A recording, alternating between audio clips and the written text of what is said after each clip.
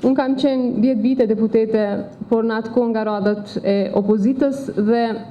e njoh shumë mirë mënyrën se si funksionon Kuvendi i Republikës së Kosovës dhe se cilat janë veprimet që duhet t'i ndërmarrim bashkarisht në mënyrë që ta kemi Kuvendin më proaktiv. Sepse siç e dini, Kuvendi është një nga institucioni më i lartë ligjvënës në vend, prandaj duhet fuqizim i këtij institucioni, sidomos në atë që e përmende në mbikëqyrjen parlamentare. Dhe në këtë drejtim, ne kemi themeluar 16 komisione parlamentare. Po e theksoj rëndësinë e këtyre komisioneve, sepse fillimisht ka pas kritika, po bëni shumë komisione, po shpenzohet buxheti. Nuk po them që këto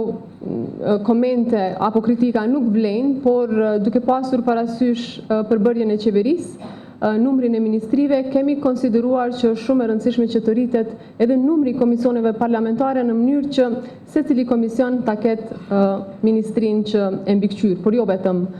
ministrinë që e mbikëqyr. Janë 33 institucione të pavarura në Republikën e Kosovës që i raportojnë Kuvendit të Republikës Kosovës, secili prej tyre më i rëndësishëm se tjetri, dhe në këtë drejtim kemi vlerësuar që është e rëndësishme që të krijojmë komisionet parlamentare në mënyrë që të rritet mbikëqyrja parlamentare. Pra është shumë e rëndësishme që këtë ta bëjmë mirë dhe mbar. Ne kemi pasur takime me kryetarët e komisioneve, pozitë dhe opozitë, pa asnjë dallim, dhe kemi theksuar rëndësinë e mbikëqyrjes parlamentare, sepse në të kaluarën mundemi me theksu, apo është mendimi im personal që nuk ka qenë, si me thonë, në nivelin e duhur. Prandaj kjo duhet të rritet. Ne kemi pranuar agjendën legislative nga qeveria, nuk kemi arritur që ta trajtojmë atë për shkak të vendimit për masën e përkohshme, pra që duhet presim deri më 31 mars sa të kemi një, si me thonë, pasqyrë të qartë se si duhet të ecim tutje, por e kemi agjendën legislative që përmban diku 174 projekt ligje. Qeveria ambicioze dhe ligjet janë shumë të rëndësishme, por ajo që ka është rëndësishme është që kur ato procedohen në Kuvendin e Republikës së Kosovës, të vinë në shprehje pastaj roli komisioneve parlamentare, sepse më besoni edhe për shkak të përvojës praktike, puna më e madhe bëhet në komisionet parlamentare. Diskutimet në seancë janë diçka tjetër, por ajo që nuk shihet pra,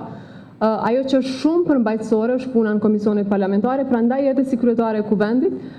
do të angazhohem maksimalisht që këto trajtime të projekt ligjeve të bëhen në mënyrën sa më të mirë të mundshme, edhe duke pasur parasysh edhe aspektin gjinor, sepse